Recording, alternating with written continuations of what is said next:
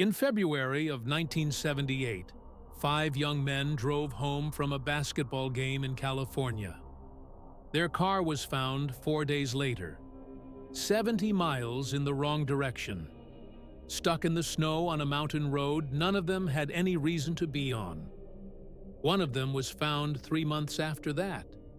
He'd been alive in the forest for nearly all of those 3 months, surrounded by food and fuel he never used. He died there alone, or so investigators thought. Yuba City sits in the rice fields of Northern California, an hour north of Sacramento. It's the kind of town where, in 1978, you knew your neighbors, where families called out to each other from front porches, and where five young men, all in their 20s and 30s, were known to everyone simply as the boys. 4 of them had mild intellectual disabilities.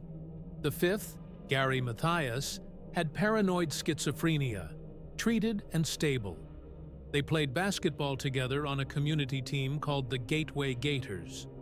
Their families knew each other. Their lives ran on the same rhythms. There were 5 of them. Ted Wire was the tallest, 6'4", 32 years old. His family called him a gentle giant. His mother said he needed to be in bed by a particular time every night, and that he was a homebody. Jack Madruga was 30, an Army veteran, quiet, the steady one. He drove a 1969 Mercury Montego, turquoise and white. He'd had it for years, kept it immaculate, was particular about who sat where. His family said he loved that car. Jackie Hewitt was 24, the youngest, Ted's shadow. Wherever Ted went, Jackie followed. Bill Sterling was 29, deeply religious, close friends with Madruga. He spent hours of his time reading Bible passages to patients in mental hospitals. And then there was Gary Mathias, 25. He'd been diagnosed with paranoid schizophrenia after his time in the Army, but by 1978, he was stable, working in his stepfather's gardening business, taking his medication every day. His doctors called him one of their success stories. All 5 of these grown men lived at home with their parents. Not one of them had ever stayed out overnight without telling their families. Their lives ran on routine: bedtimes, meals at certain hours, the same drive home from the same basketball court every Friday night. That part of it matters. Hold on to it. On the morning of February 24th, 1978, Ted asked his mother to wash his new high-top sneakers. The next day, the boys were due to play in a Special Olympics tournament. The winners would get a free week's vacation in Los Angeles. Ted's uniform was already laid out at the foot of his bed. That evening, the 5 of them got into Madruga's Mercury and drove 50 miles north to Chico to watch a college basketball game between Chico State and UC Davis. They watched the game. Just before 10, they stopped at a convenience store 3 blocks from the college. They bought snacks for the drive home. Then they got back in the car and turned south toward Yuba City. They were never seen alive again. When the boys didn't come home Saturday morning, their families knew something was wrong. By 5 a.m., the mothers were calling each other. By that afternoon, all 5 had been reported missing. 3 days later, on February 28th, a Forest Service ranger reported an abandoned car on the Oroville-Quincy Highway. He'd actually noticed it 2 days earlier, but had assumed it belonged to a skier. It was Madruga's Mercury. The car was 70 miles from where the boys should have been. Not 70 miles further along their route home. 70 miles in the wrong direction. East, into the Plumas National Forest. On a high mountain dirt road, deep into the Sierra Nevada, at over 4,000 feet of elevation, where the road was about to be closed for the winter. The car had a quarter tank of gas. The engine still worked. The driver's window was rolled partway down. The doors were unlocked. The snacks the boys had bought were eaten, the wrappers left on the seats. The keys were gone, not in the ignition, not anywhere in the car. Investigators noted that the car was stuck in shallow snow. The wheels had been spun, trying to get free. But they also noted that the snow wasn't deep. 5 healthy young men could have pushed it out without much effort. They didn't.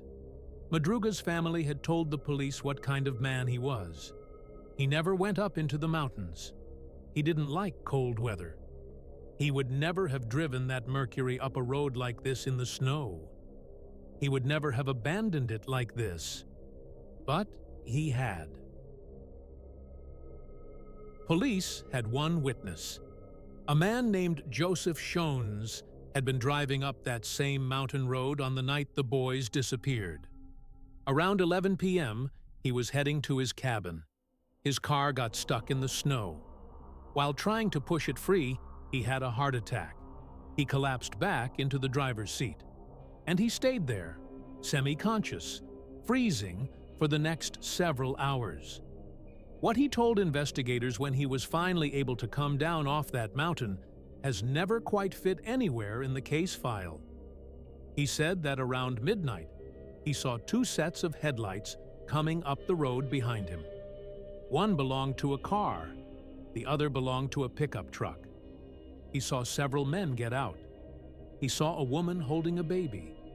He heard whistling. He called out for help. The lights went out. The voices stopped. The road went quiet. 2 hours later, he saw flashlight beams through the trees. He called out again. The lights went out again. Police treated his account with caution. Joseph was a known fabricator in that area. There were inconsistencies in his statements. Things he'd told one investigator that he hadn't told another. They were never able to decide whether to believe him. But here is the thing about Joseph that I cannot let go of. He described the location of Madruga's Mercury correctly. He described its position on the road. He told investigators where the car was sitting days before it was officially found. While 5 families in Yuba City were calling each other, calling the police, sitting up at night with the porch light on, Joseph Shones already knew where the car was. He just didn't know it was missing. Nobody did. The woman with the baby, that one I don't know what to make of. He had just suffered a heart attack. He may have hallucinated her.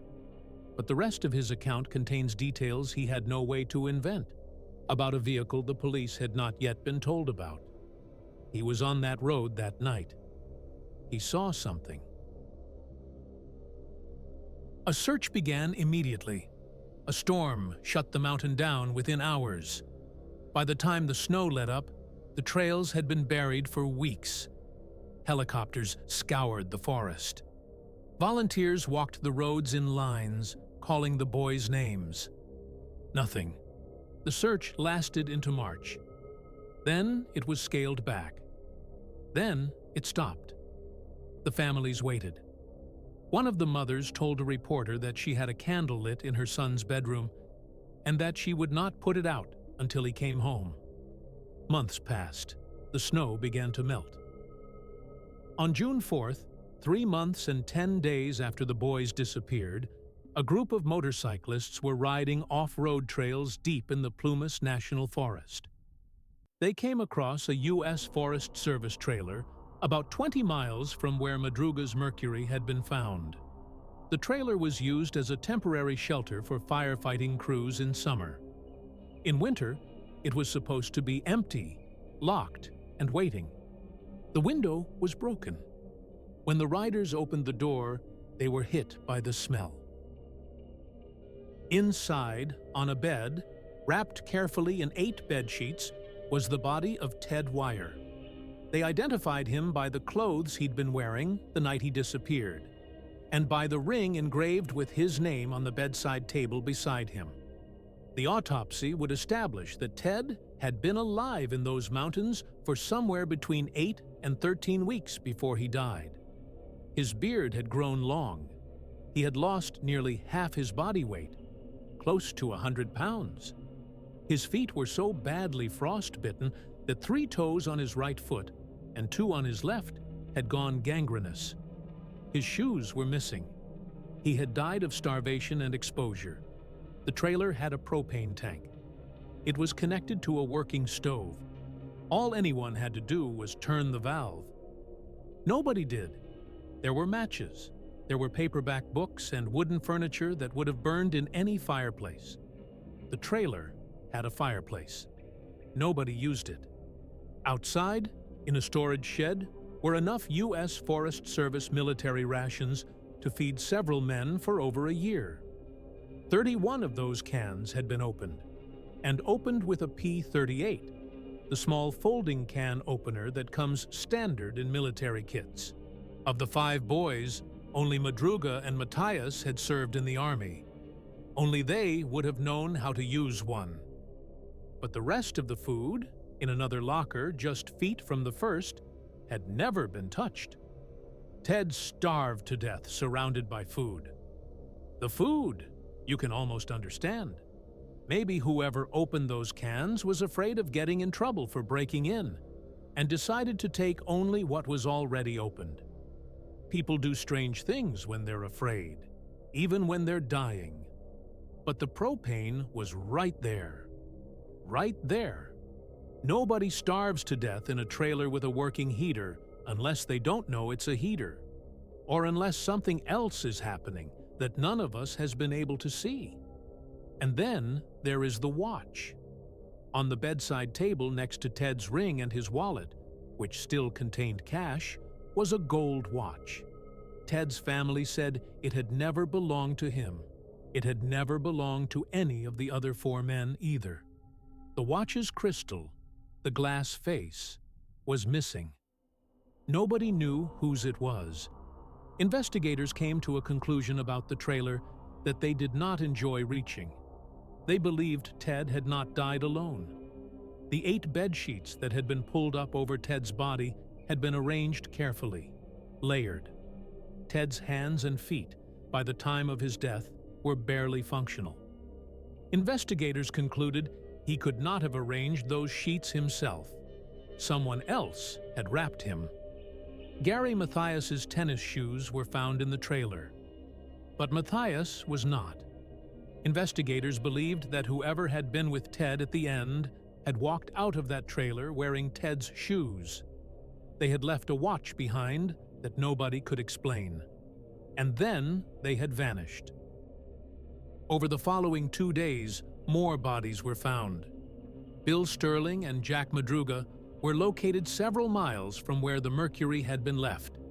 Their remains had been scattered by animals, but their bones were laid out between the road and the trailer, as though they had been walking toward it. Madruga still had his car keys in his pocket, which is why none had been found in the car when it was discovered. Jackie Hewitt's body was found further away. His skull had separated from the rest of him. It was discovered more than a quarter mile from where his other bones lay. Investigators reconstructed what they believed had happened. All 5 men had walked nearly 20 miles from the abandoned car, into the mountains, in the snow, in the dark.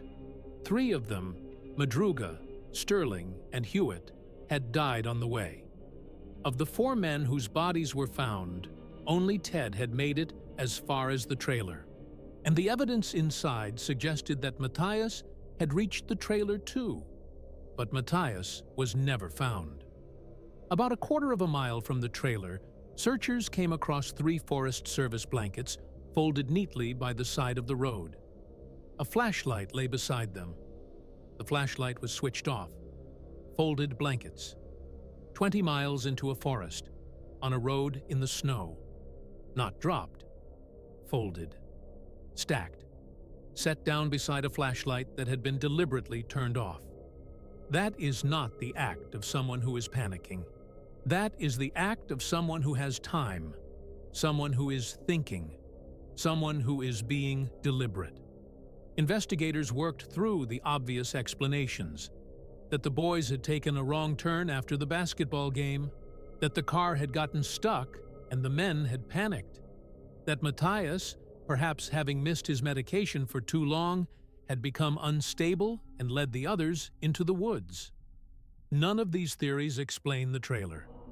None of them explain the propane. None of them explain why men who lived their entire lives by routine, who had never stayed out overnight, who had a basketball tournament the next morning, and clean uniforms laid out on their beds, walked 20 miles into a forest on a winter night.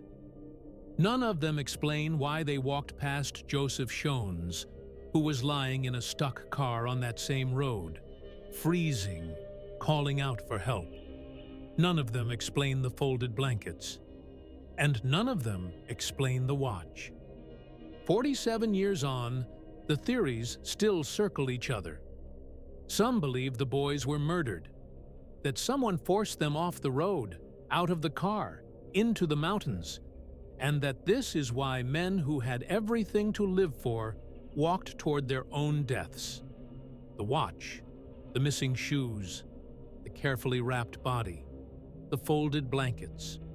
All of it would fit a story where someone else was on that mountain, with intent and with time.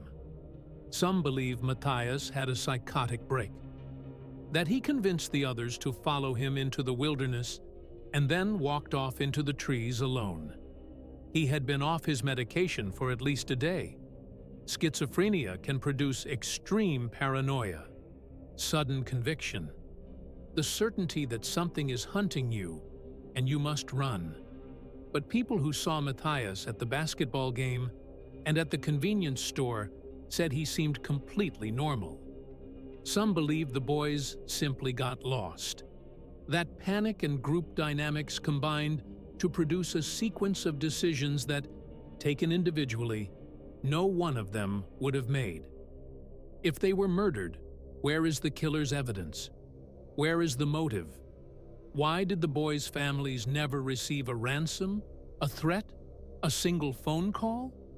Why was the Mercury found stuck in shallow snow rather than crashed or burned or driven into a ravine? If Matthias led them into the wilderness, why would he wrap Ted in 8 sheets before walking away? Someone in the throes of a psychotic break does not usually take that kind of care. If they got lost, why didn't they turn the propane on? The case is still open. The Yuba County Sheriff's Department classifies it now as a missing person and homicide investigation.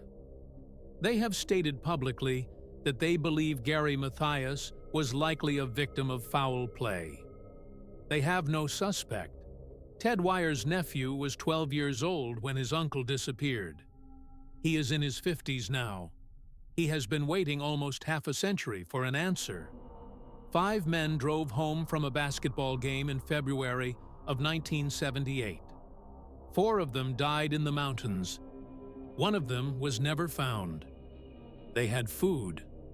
They had fuel. They had a road that led back down to the world. And not one of them came home. Whatever happened on that mountain that night, the mountains have not given up their reasons. People disappear in the Sierras every year, and most of them, the forest swallows for good. But this case, this one, is different. Because somewhere, at the back of the case file, beside Ted's ring and his wallet, and the cash he never spent, is a gold watch with a missing crystal that does not belong to anyone. Someone left it there, and whoever they were, they walked out of that trailer wearing a dead man's shoes. If you have any information about the disappearance of Gary Matthias, the Yuba County Sheriff's Department continues to investigate. If this is the kind of story you find yourself thinking about long after it ends, the kind that doesn't quite let go, then you're in the right place. Subscribe, and I'll see you for the next one.